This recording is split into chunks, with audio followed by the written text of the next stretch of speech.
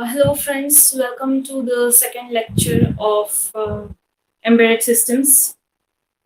Okay, so in the previous lecture we discussed about the introduction, we saw what embedded systems is, we saw its classification, we compared embedded system with a general purpose computing system. In this lecture, we are going to see elements or various parts of the embedded systems. I have drawn the diagram on board. Okay, you can see the diagram.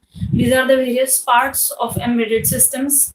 Then we are going to see the application areas of embedded system or products of embedded systems. There are number of application areas, and then we are going to see about the core of embedded system. Okay, now see, let's get started. See, the elements of embedded system are: first is the system core, then there is a memory, and firmware is embedded in the memory. Okay, and then there are other supporting ICs. There is an input port, there is an output port, there is a communication interface. Now the first and the most important part is the system core. Okay, now what is the system core? What do you mean by a system core? Now see, for example, your microprocessors, microcontrollers, digital signal processors, and application specific integrated circuit, programmable logic devices. These are the example of system core. Okay, these are the processors which are used as a system core. Now next we go to memory. The memory can be a on-chip memory or it can be a off-chip memory. Now, microcontroller 8089C51, I'll write it on the board. 8089C51 from Atmel is example of a microcontroller with a on-chip memory. Okay, it can be from various bytes to megabytes. Okay, from various kbs to megabytes. So, memory can be on-chip or off-chip. Okay, but mostly it is on-chip. Okay, and the embedded firmware, or you can say the software, is uploaded in this memory. Okay, now for example, your RAM and ROM, these are the examples of your memory. It can be memory, both the types of memories are present in your system core. First is the fixed memory, which is nothing but our ROM, and other is the working memory, which is RAM. Okay, so for holding your control algorithm, without control algorithm, you can't impart intelligence to system. Okay, so for holding the control algorithm, we have ROM, fixed memory, and it is unalterable by end user. Okay, so here control algorithm or your code for a memory is stored in ROM. Now, if you take example of a newborn baby, the newborn baby will learn from the surroundings, from what other people are talking, and it will, as it will grow up, it will learn from its experience. But here, this is a machine. In machine, you have to, or in any chip, you have to impart intelligence to system. It cannot learn by its own. So it is a responsibility of embedded programmer to impart intelligence to the system. Okay, fine. So how we are imparting intelligence? By storing the control algorithm or code or program in the ROM. Okay, and ROM can be of various types. Now there are internal memories which are unalterable by end user. User cannot make any changes in that. Now various types of memories are there. Fixed memories are there. For example, OTP, UV-PROM, WPROM, flash. Okay, these are the examples of the fixed memories. Okay. Now, what is the requirement of RAM? Now, for performing arithmetic operations and to make the execution faster and to make the system faster, and for example, your control algorithm execution, your program execution, and for performing arithmetic operation, you require random access memory or RAM. It is a working memory. Okay, so it is.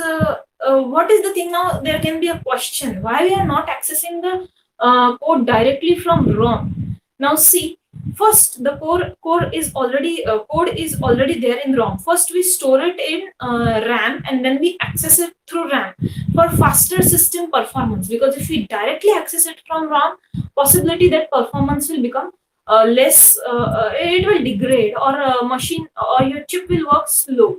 Okay. So for faster performance and for faster operations, we access it from RAM instead of accessing it from ROM. Okay. So this was about the memory.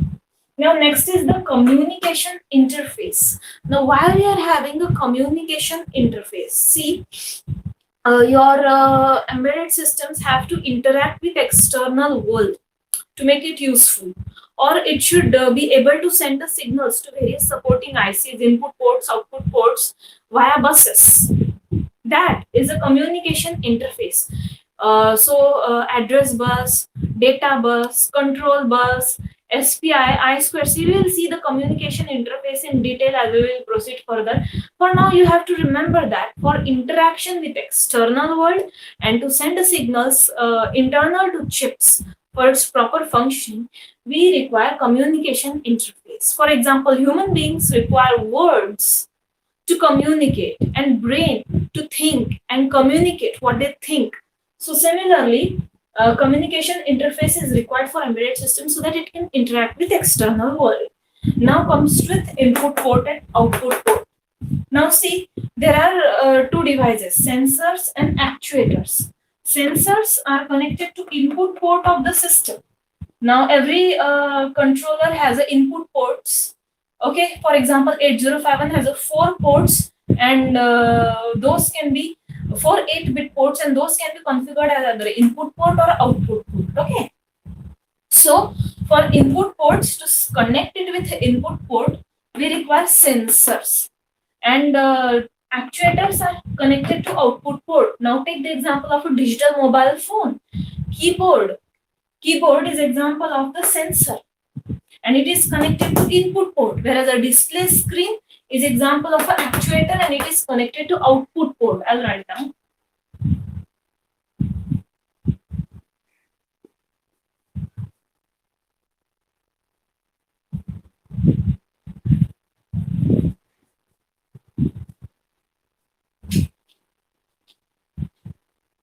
Now see. Now examples of sensors are keyboard, push button switches. These are the examples of sensors which are supposed to be connected to input ports. Okay, whereas LED, LCD and buzzers. These are the actuators and they are supposed to connect to output port. Okay, so we have sensors and we have actuators. Okay, now we saw the examples. Now in the mobile phone, digital mobile phone, whenever you want to do any process with your mobile phone, you type the number. Whenever you want to call someone, you type the number. And to see the activity of that progress, you require the screen. So the screen is actuator and keypad is a sensor. Okay. So next is other supporting ICs. There are various peripherals, timers, interrupter controllers, and other supporting ICs like processor, graphic processor for communication and video processing and audio processing and speech processing. Okay, so other supporting ICs are also there on the embedded board. So we have other supporting IC, system core, memory, output ports, input ports, and communication interface. These are the building blocks of your embedded systems. Okay. Now, specifically, we will discuss about the core. What is the core of embedded system? Now, see, generally any embedded system, most of 80% of the embedded system are centered around these cores, and those are a microprocessor, microcontroller, digital signal processor, field programmable gate array, PLDs, and ASIC. Most of them are centered around these cores. Okay, and for which type of processor you want, whether you want microprocessor, microcontroller, or DSP, what to choose as a core, it depends on which application you are using, in which application you want to use your system. According to that, we are deciding the core. Okay, and for mostly speech processing and speech recognition application, we use a digital signal processors as the core, because they are 2 to 3 times faster than your microcontrollers and processors, normal cores. Okay, so this was about the core. Now there are various application areas. For example, it is used in household application. I have discussed in the first lecture that they are used in household applications like microwave oven, refrigerator, air conditioner, TV, DVD player. Okay, and they are also used in the computer industry. They are used in camcorders, cameras, and they are a vital part of our life, and they play a very important role in our life. Okay, and there are automatic navigation systems. Even in the automatic navigation system, digital phone, multimedia handsets, EEG, ECG machines, these are the various application areas where your embedded system is used. So in this manner, in second lecture, we have covered the various elements of your embedded system. We saw what are the application areas. We saw what is the core of an embedded system. We saw the example of Atmel 89 C51. What is on-chip memory? We saw the difference between ROM and RAM, fixed memory and working memory. So in this way, I conclude the second lecture. Thank you.